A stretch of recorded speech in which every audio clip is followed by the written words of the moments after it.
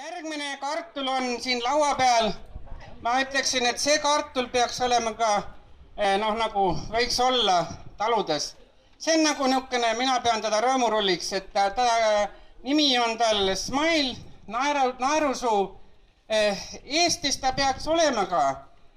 Nii, et siin on väiksed nipid veel, mis ma lugesin raamatus. Üks nipp on see, et kui see kartul on selline väga piklik ja terava otsaga, siis see tuleb lõigata, et ta ei oleks väga terava otsaga, sest kõik sellised otsakesed, kui see läheb fritööri, nad hakkavad enne ära kõrbema.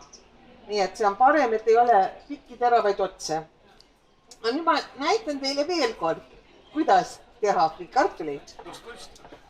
Ma panen oma kartulina siia vahele ja siis lükkan siia peale ja välja tuli frikartulit.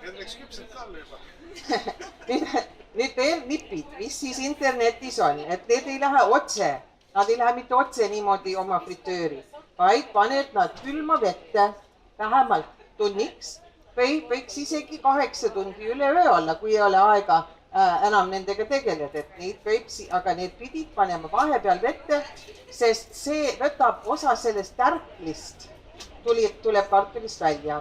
Veel üks nipp, mis annab natukene erilist maitset, on panna üks teelusikatäit valge veini jäätikat ka sinna samasse vette.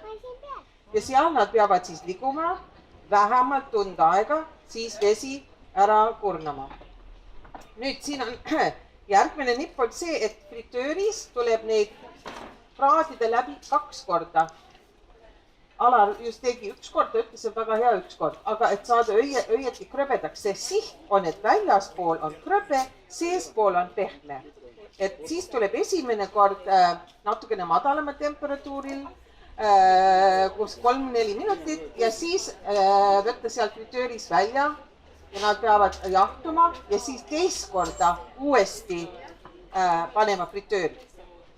Siin on veel mõned, kes teevad 3 erinevat asja. Kõigepealt nad keedavad vees ära, kuni nad on poolpehmed.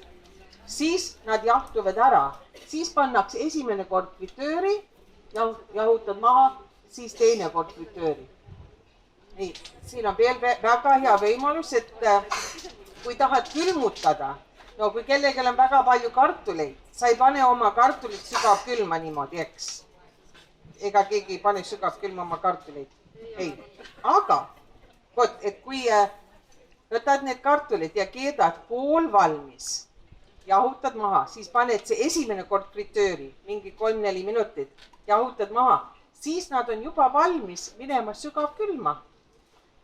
Sa võid panna kotti sügavkülma. Kui on valmis tahad, siis võtad välja ja külmutatult, sa ei pea isegi lahti sulatama.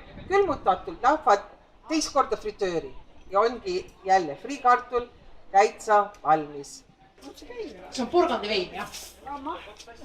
Mahla mul enam pole, mahla viis karen ära, joodi ära, aga see on porgandi vein. See on porgandi litöör. Nii, palun proua. Proovige.